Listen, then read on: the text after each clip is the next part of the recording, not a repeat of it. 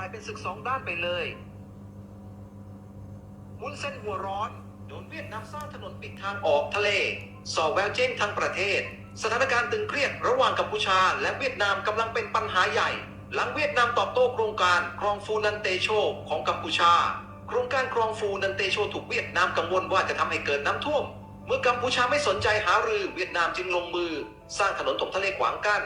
ทางออกทะเลในอ่าวน่าคลองฟูนั้นโดยตรงทำให้ทางเดินเรือถูกปิดตายผลกระทบคือแม้คลองจะสร้างเสร็จเรือขนส่งก็ต้องออกเสียเวลาและค่าใช้จ่ายเพิ่มขึ้นมากความหวังของฮุนเซนและตระกูลต้องพังพินาศทันที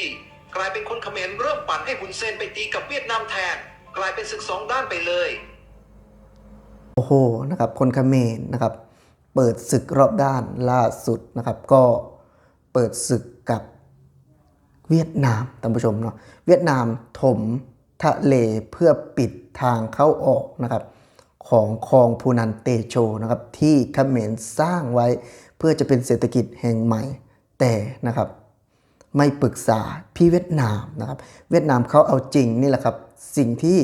ประเทศเขมรทำนะครับไม่ปรึกษาใครนะครับทำเองวันนี้โดนนะครับเวียดนามเอาคืนปิดทางเข้าออกซะเลยนะครับแน่นอนว่าถ้าเขมรนะครับยังจองหองแล้วก็ยังไม่มีจิตสำนึกแบบนี้นะครับต่อไปน่าจะเป็น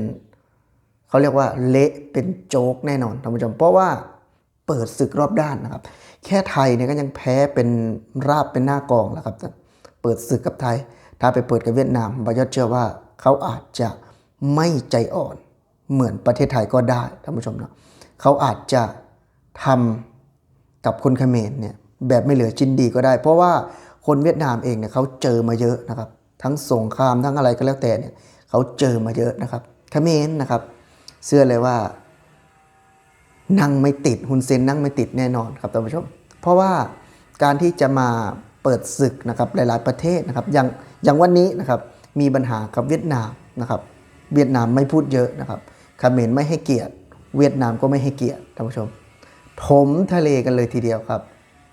นะเพื่อปิดทางเข้าออกนะครับคลองพูนันเตโชของเขมรนะครับซึ่งคลองเนี่ยก็ถามว่าคลองนี่ก็คือการขุดนะท่านผู้ชมเนาะอาจจะเป็นการขุดเขาเรียกว่าเป็นน่าจะเป็นเศรษฐกิจที่เขาบอกว่า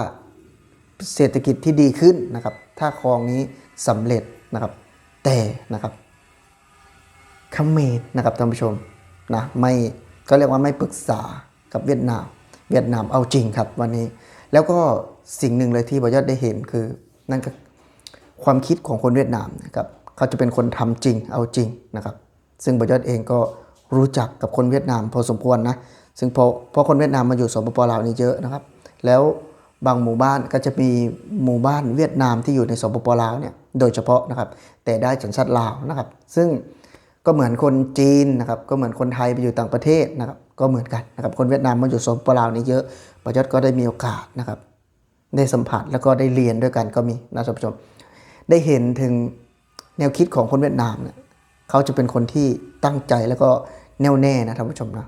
อย่างนี้ก็เหมือนกันครับเขาทำจริงเลยเขาไม่พูดเยอะนะครับเพราะว่าถ้าใครไม่คุยกับเขานะครับเขาก็ไม่สนใจนะครับซึ่งวันนี้เวียดนามเอาจริงนะครับเขมรนะครับจะไปในรอดเพราะเศรษฐกิจเวียดนามนะครับกับประเทศไทยเนี่ยแน่นอนว่าค่อนข้างที่จะคู่ขี้สูสีกันมากท่านผู้ชมนะในเรื่องด้านเศรษฐกิจถามว่าไทยเหนือกว่าไหมก็อาจจะเหนือกว่านะครับแต่ไม่เยอะแต่เขมรเวียดนามเหนือกว่าไหมเยอะมากๆน่าจะหลาย10 เท่าหลายร้อยเท่ากันเลยทีเดียวครับท่านผู้ชมแล้ววันนี้นะครับกับศึกประเทศใหญ่ๆนะครับซึ่งสปป.ลาวเนี่ยก็เป็นประเทศเล็กนะถ้าเขมรเปิดศึกกับสปป.ลาวเนี่ยอาจจะไม่มีผลกระทบเท่าไหร่แต่ถ้าเวียดนามนะครับเวียดนามเป็นประเทศที่ใหญ่นะครับประชากรเยอะกว่าไทยอีกนะครับเพราะมี90 กว่าล้านคนนะครับประชากรเวียดนามนะครับเพราะฉะนั้นนะครับเจอดีแน่ครับนะเขมรเล่นกับใครไม่เล่นกับพี่เวียดนามซะแล้วเพราะว่าในประวัติศาสตร์ของสปป.ลาวเนี่ยที่บอยอดได้เรียนก็คือ3ประเทศนะครับอยู่เคียงบ่าเคียงไหล่กันนั่นก็คือเวียดนามลาวเขมรนะท่านผู้ชมก็จะมี3ประเทศนี้นะที่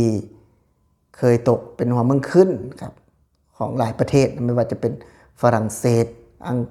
ฝรั่งเศสแล้วก็สหรัฐอเมริกานะครับในสมัยก่อนนะครับซึ่งบ่าวยอดก็เกิดไม่ทันหรอกแต่ในการเขียนเขาจะว่าประมาณนั้นนะครับแล้วบ่าวยอดก็ได้เห็นนะครับ